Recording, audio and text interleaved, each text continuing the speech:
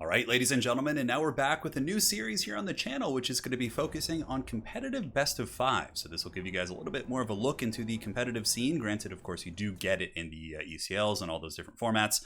It's just going to be a little bit of an addition to that.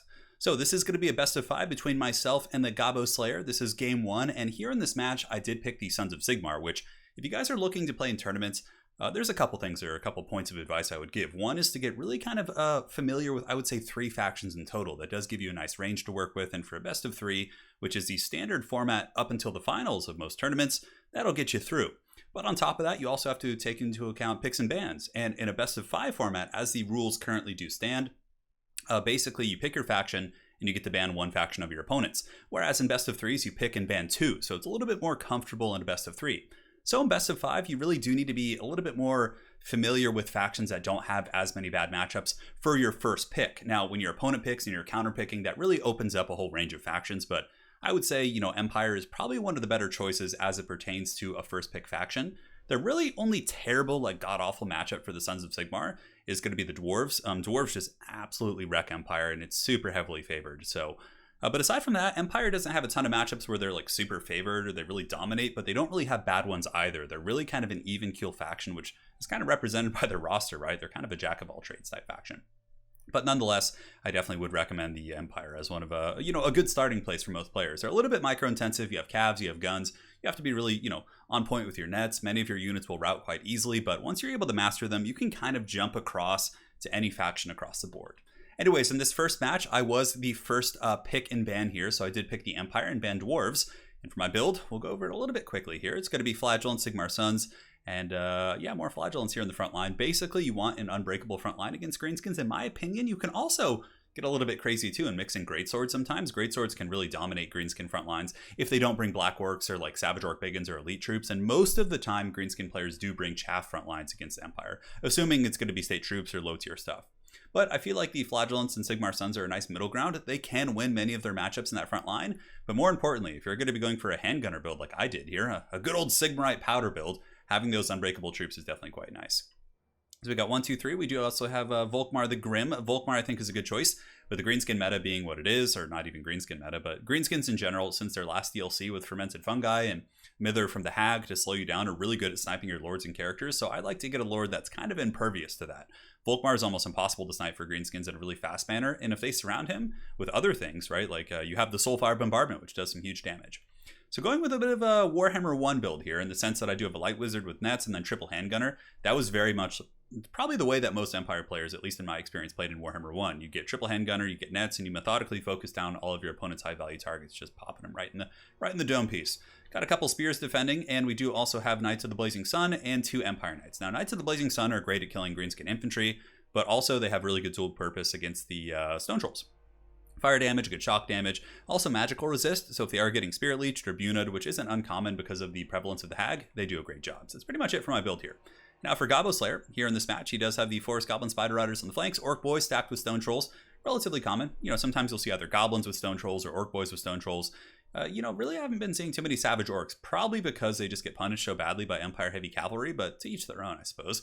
Now, instead of a Orc Airboy backline, he went for a little bit of a more mobile backline, maybe assuming that I would be getting back here with some Empire Heavy Cavalry, and, I wouldn't be able to catch the Forest Goblin Spider Rider Archers, but it does give him a little bit of DACA to poke into some of my bigger threats. Now, it looks like this is going to be the flank that is going to be attempting to overload. He's really put a lot of his resources onto this flank. Forest Goblin Spider Riders, Orc Boys, Stone Trolls, and more Spider Riders as well. So I have a feeling this is going to be with the epicenter of combat here. Well, I already know the outcome, of course, but you guys will see here in a moment. So the battle is underway here. Going to be forming ranks, getting my spearmen in a bit more of a kind of diagonal formation here to, cover more surface area and force him to have to go around a little bit more. And for now, I'm mainly going to be using the Knights of the Blazing Sun as my offensive tool, and the Empire Knights, who can handedly defeat Spider Riders and things like that, will be playing the defensive game here. So frontline fighting is soon to be underway. You can see that the Flagellants will be smacking into Orc Boys, and I'm pretty sure Flagellants win that fight. Though they take a fair amount of damage with their 12 melee defense, there's also Stone Trolls here, so that's going to be quite painful for my naked boys. However, they do not stand alone, and no Son of Sigmar shall stand alone this day, as the Silver Bullets and my other handgunners back here are going to be opening up onto the Stone Trolls and doing some pretty considerable damage. Volkmar also providing his buffs here, Shield of Faith, Hammer of Sigmar, and also the Soulfire Bombardment's going to be going down, really giving a good old proper crump in there to those Orc Boys. As far as the flank engagements go, the Spider Riders did attempt to get into the back line, but the Empire Knights were able to intercept, and the Handgunners, for the most part, are online. But in the center, there's a bit of a compromising position as the Stone Trolls have broken through and are getting close to my silver bullets. But here comes the Knights of the Blazing Sun. Lances couched, charging in, fire damage. Should be able to wreck these Stone Trolls very quickly, especially with the support of the spears in the back. The Handgunners took some topical damage, but from here, I should be able to pull back the Handgunners. And Skarsnik, of course, trading with Volkmar isn't good for me at all, so I'm going to be wanting to run here. But now, things are getting really messy. He's getting into the back line with a bunch of Spider Riders, and really is pushing the envelope here. But the Knights of the Blazing Sun barely took any damage from the Stone Trolls, considering they had the charge, and also had spear support, so they should be able to hold here. And also, there was an opening for these Handgunners, but we get a huge net of Amnichok, locking down all that mobility, and also buying time for my Empire Knights, potentially countercharge, and really buttered the bread of many of these Orc units.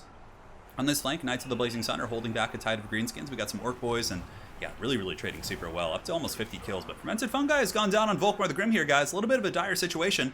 Thankfully, though, he didn't rampage, because I guess he healed above 80%. It looks like he was rampaging for a second, but now he gets attacked by Skarsnik. Is that going to trigger the rampage? Hard to say. I mean, Skarsnik still is an infantry-sized character, so Volkmar can actually do some really big damage to him. I don't know who would win in a straight-up duel, but I would assume probably Volkmar with his buffs. But even still, Skarsnik from a cost perspective is quite good against him in my experience.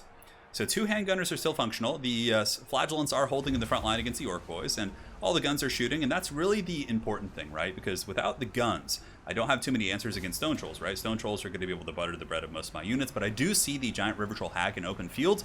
All 3 Handgunners are going to be lining up their sights here, and should be able to potentially shatter the Hag, and down she goes, getting popped pretty good by that Sigmarite Crossfire. Now, with the Hag going down, balance of power does come into our favor here. Knights of the Blazing Sun, just MVPs, man. Holding back an endless tide of Greenskins. Only 700 gold value, because most of them are pretty cheap units, but even still, they are just getting started. So the Stone Trolls rallying for one last attempt to get into my back line here. You can see pushing after the Handgunners, but thankfully the Knights of the Blazing Sun once again proving to be an MVP now, and also breaking a Stone Troll, even with the leadership buff from Skarsnik. But the guns are able to open up freely now, and it looks like there are some unbreakable Night Goblins pushing back here, but the Handgunner fire has just been brutal this game. The Stone Trolls have really been getting punished pretty badly by that. Here they come, though, getting into the back line, and, you know, there have been many games with Empire I played where I thought I was winning, I was ahead on the balance of power, but as soon as they do shut down your guns and you're kind of forced to fight with state troops and, you know, some tattered cavalry in the late game, it can go very badly for sure, and unfortunately these poor Handgunners are going to have to pay the price. But they do have some crossfire support. These Handgunners should be able to turn and shoot and probably finish off those Stone Trolls. Currently, Volkmar is on the move, trying to get away from Skarsnik. I don't want to be fighting that fight until the late game. I'd rather just leave him since he's a foot character, he's not very fast. There's no reason to really engage him in sustained combat, although I guess here I figured I was in it already, let's go. Grand Hammer of Sigmar and Shield of Faith. Perhaps that was why I decided to fight that fight, although the Fermented Fungi definitely going to be hurting my leadership quite a bit. So Stone Trolls are broken, a banishment from Volkmar the Grim, really wrecking these Orc boys in the back. And now we do have the Empire Knights able to get a decent charge here onto the Orc boys and finish them off. Empire Knights are an excellent tool against Greenskins, although I do think you need to mix in some Knights of the Blazing Sun to have more effective shock damage against more, you know, powerful targets, right? Because Empire Knights' damage output isn't great. They only have 30 weapon strength when they're not poisoned, and their combat stats aren't the best. But against these type of units, you know, they're going to be fine all day. So Skarsnik is on the hunt. He's looking for his prey, trying to catch Volkmar the Grim, and it looks like he's been trading pretty damn well, actually. But this is probably going to be army losses here for the Greenskins, as they do not have much left. And Skarsnik is going to break. Well played. So that was game 1 in our best of 5 series. And let's go ahead and take a look at the values. So here, Knights of the Blazing Sun, 1,200, so they paid for themselves. They cost 1,100 apiece. But the Handgunners were the MVPs. 1,200 here. We also have 1,500 and 1,000 here. So clearly the Handgunners were the bread and butter of the build. They were able to trade effectively against the 3 Stone Trolls. So even with taking Withering Fire, a couple of the Stone Trolls still actually got some decent value, just showing how good of a unit they are. They were nerfed in the most recent Twisted in the Twilight patch, but it was only 5% missile resist, so it's not something that's going to be like, you know, super game breaking, but it still is relatively, you know, nice for my Handgunners considering the amount of fire they're putting out. But I like this build for sure. It's one of those builds that, in my experience, if you don't play really tight and they get into your backline early and your Handgunners go down, man, it can be really rough. But I mean, if you're able to get those good nets off and really protect your Handgunners, it can definitely be very powerful. And it's really kind of a reaction to the Stone Troll meta that most Greenskin players, I mean, they pretty much always bring Stone Trolls, because Stone Trolls are a great counter against Empire Heavy Cavalry, typically speaking, right? Head-to-head against Empire Knights, they can fight. Even against Knights of the Blazing Sun, if they have support from like Goblins and Orc Boys and things like that, those Stone Trolls can do some really solid work. And Skarsnik did pretty good. He got 1,700 gold, so he really a solid showcase of Skarsnik against Volkmar the Grim. So that was game 1. So guys, we will be jumping on over to game 2 here in just a second, and we'll see you guys there. Alright guys, and now we're back with game 2, which is going to be my Wood Elves against his Norsca. So it should be quite a bit of fun. It's a matchup that's changed quite a bit. The, of course, prevalence of Orion with some of the more melee-focused builds of the Wood Elves have made it a very, very different matchup. So quite eager to show you guys this bad boy. Now, as far as my build goes, we're actually going to be using Treekin, a rare sighting indeed, but we do have the Firebark Elder. So the front line is going to be double Dryad, with Dryads, of course, supporting on the flanks. I believe one of which is the Arwar Dryads. No, I didn't actually bring them. Probably didn't have the money. But I figured that the Firebark Elders would be, of course, with their damage buff. You can see the Firebark Elders now do 86 weapon strength, which is pretty good, right? So against Berserkers and Marauders and pretty much any of the lightly armored troops of Norsca, which, you know, are pretty common in this matchup. Normally they don't go with big heavy troops against Wood Elves. The Firebark Elders should be able to hold their own. It also gives you a roadblock against like a Mammoth. So for example, if there's a big monster rampaging in your lines, you do have something to kind of hold. But basically, it's a very defensive build. We got 4 Dryads, we have the Firebark Elders, we have Ariel and Orion, which is, I think, a power combo here. Orion is able to solo Wulfric, he can solo Throg, he can kill Skinwolves, he can kill Famir. I think Orion is kind of a jack of all trades in this matchup. And Ariel, of course, gives you your magic and another unbreakable presence, because with a small build like this, you're kind of forcing your opponent to blob on you, which really then synergizes very well with Soul Stealer.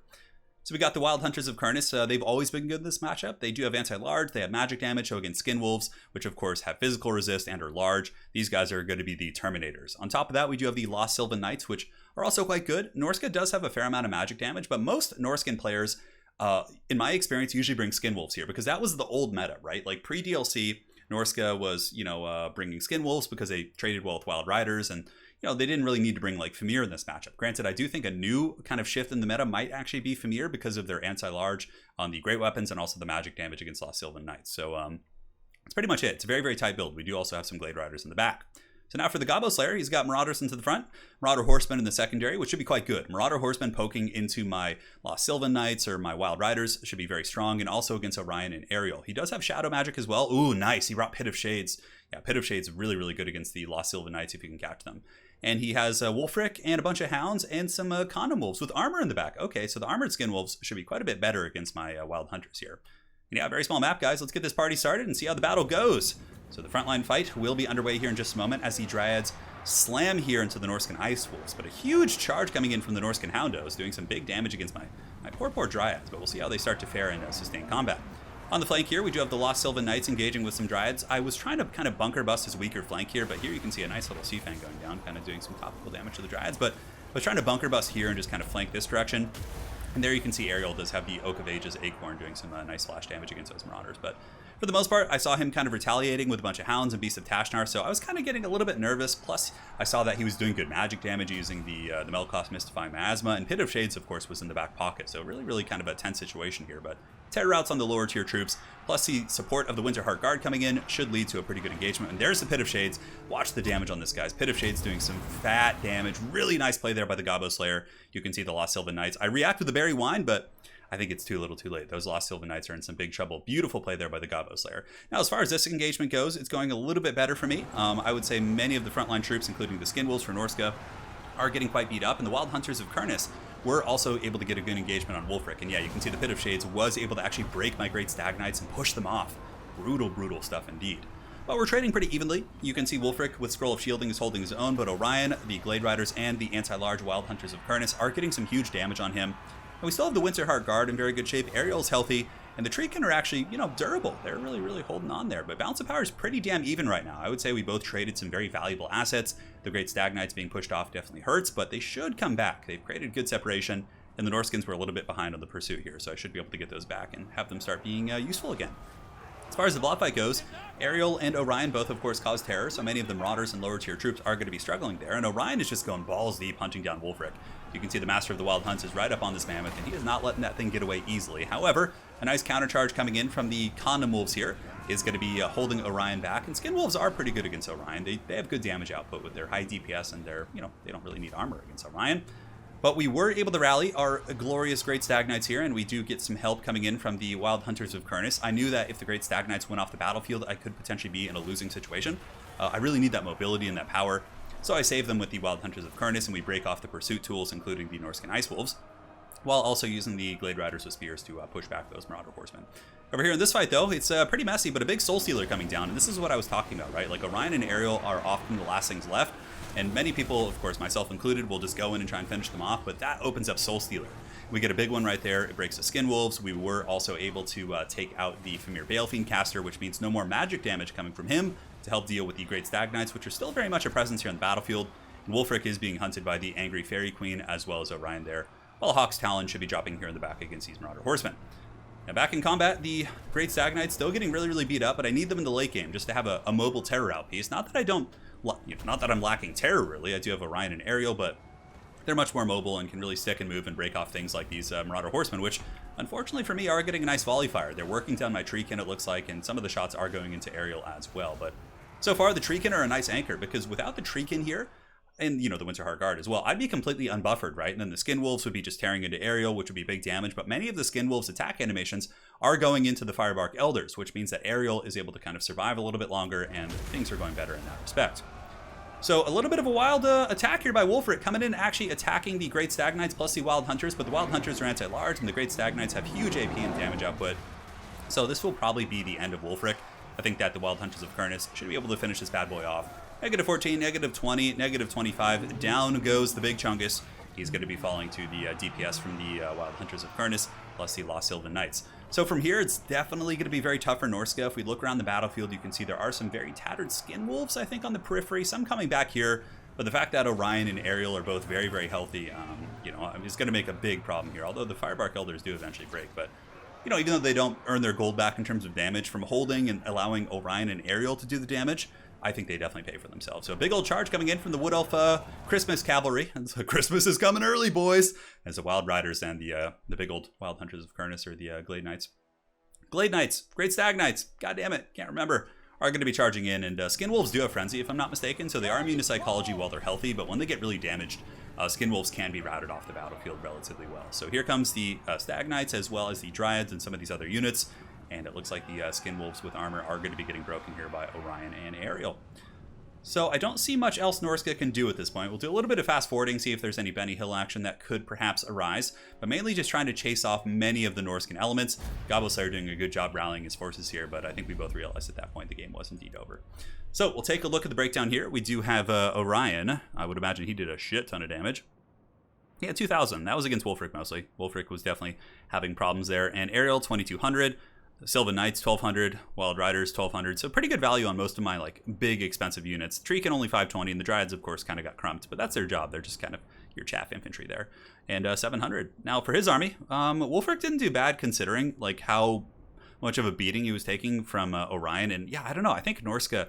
This is a build that I think was very old school against Wood Elves. Armored Skin Wolves are very good against Wild Riders, which were pretty much their only cav option back then, aside from the Wild Hunters of Kurnus. But I think it's changed, and GobboSlayer and I were discussing after the game how I think that Norsca probably needs to start bringing maybe a couple Famir with great weapons, or at least one, just to kind of use them as a linebacker unit to follow the Lost Sylvan Knights. So you could Melkoth Sylvan Knights, countercharge them with the Famir, keep a very tight formation, right? So then if they do come in, they have to fight anti-large magic damage, which I'm pretty sure Famir would kill them very, very quickly. But yeah, Orion and Ariel, very, very scary in that matchup. They're incredibly tough to kill. I still think you probably do need a Mammoth, right? But how does Norsca effectively deal with Orion? Javelins might be really good, like Marauder Hunter Javelins. They could kill them very quickly because, typically Wood Elves, you're not going to win the frontline fight. You saw my frontline lost, and then I kind of got surrounded, and I was able to win the game with my mobility, right? And then the durability of Orion and Ariel. But maybe if Norsca mixed in a couple Marauder Hunter Javelins instead of the Horsemen?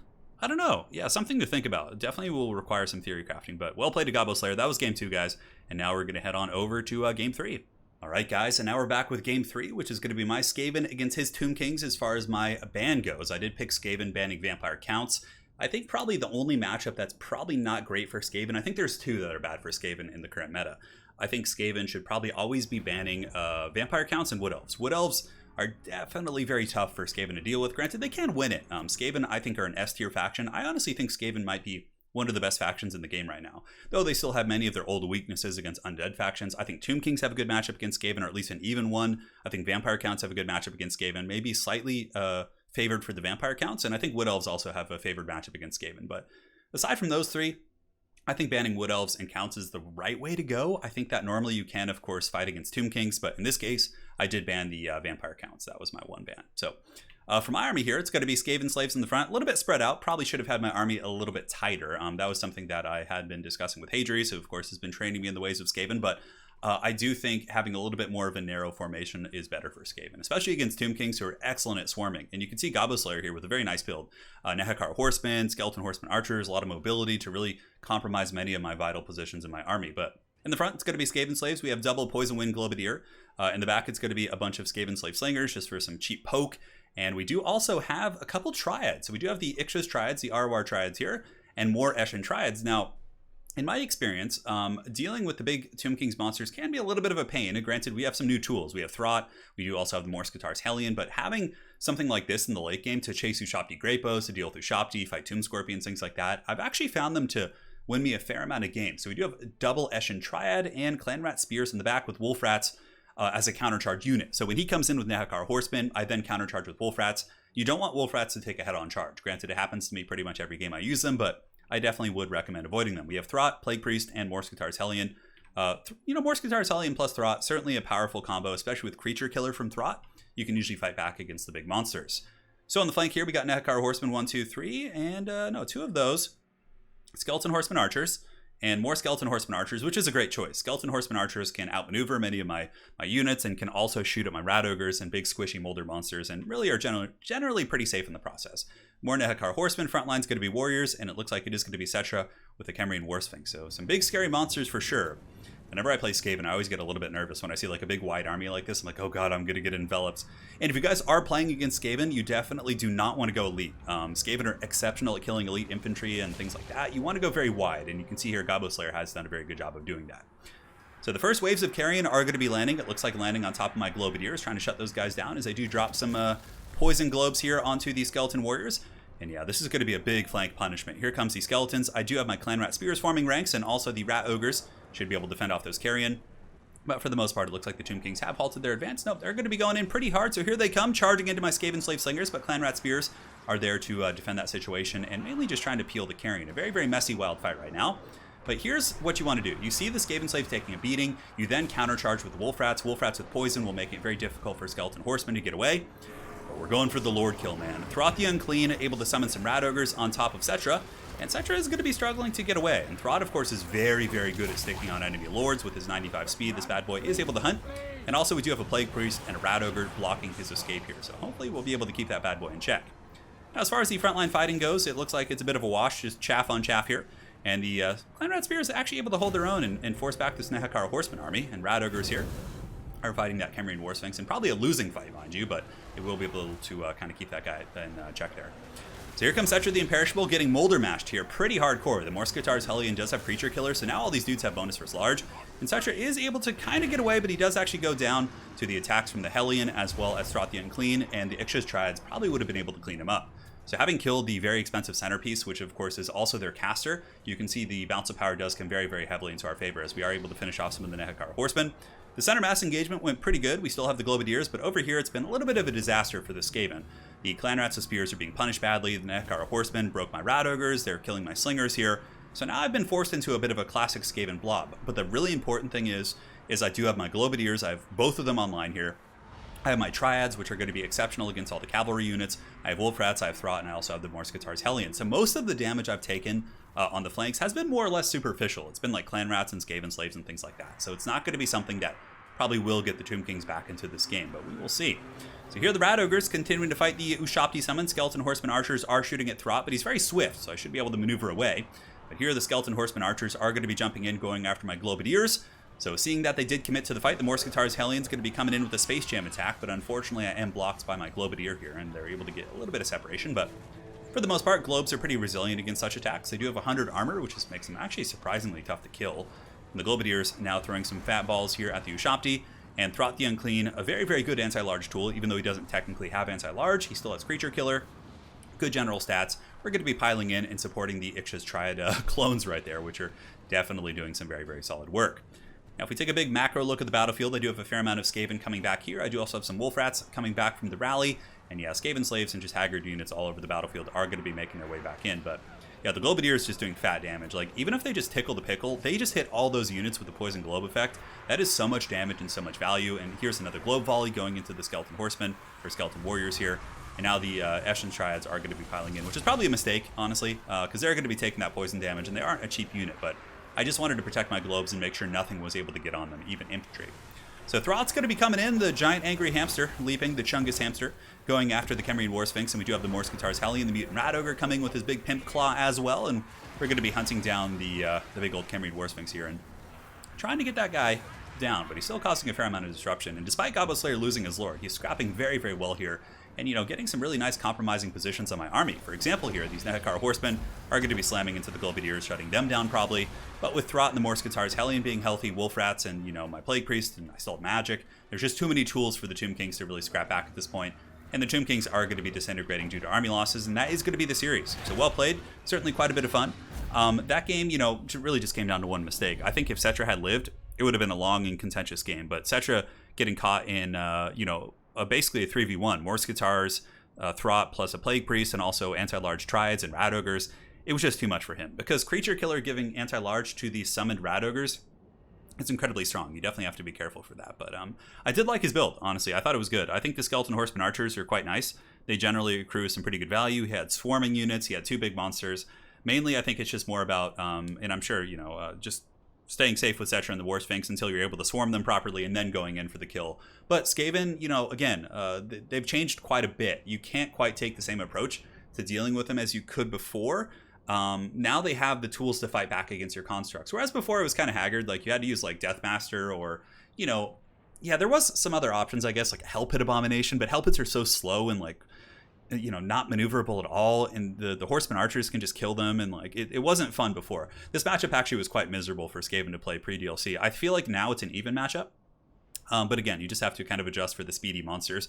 Some of the builds I've had success with Tomb Kings against Skaven have actually been using defensive builds, so using like what is it called, Casket of Souls, and using like spear boxes with halberds and forcing the Skaven to come to you, because with a single casket and or a bone giant you can easily kill 2 Globadiers, and then the Skaven have to rush you with ogres and triads, and if you have a spear box it's not going to be fun at all for characters like Throt to get in there. That's been my experience so far, is that the big old defensive build from Tomb Kings has worked a little bit better. But again, there's this style of play still works too. If Cetra had been able to survive that with some amount of health that was respectable, I think it could have been a whole different game. So well played to GobboSlayer. Hopefully you guys enjoyed kind of a little bit of a taste of best of 5. Of course, you've seen it in tournaments, but now a lot of people don't catch the stream. Some people just watch the video, so this will give you guys a look into that. My next best of 5 here on the channel, which I've already played, is going to be against Anticity. So that's going to be certainly a fearsome scrap. I've already played the games, and it was a really, really good series. So that'll be coming up probably maybe once a week. We'll have like one of these best of 5 games or something like that. But the best of 5 against Anticity will be coming up either in the next few days or sometime next week. And yeah, I'll be continuing this. So yeah, hopefully you guys enjoy this bad boy. I'll also be casting best of 5s from the Swiss League. So currently we do have our Swiss League going on, which is pretty fat for sure. Over 125 players. I think it might be a record for one of the biggest tournaments in Total War Warhammer history. So I'll be casting best of 5s from that. It's going to be great. We have a lot of great talent in that league, and just a lot of newer players actually who are performing very well. It's been so cool to see the newer players coming in who don't have tournament experience but may have been playing some ladder or practicing on their own and actually getting wins off really high level tournament players and even winning some of those series. It's been really, really fun to see. So that's it. Thanks again. Well played to GobboSlayer. Hopefully you guys enjoyed this bad boy, and we will see you guys on the other side. Take care.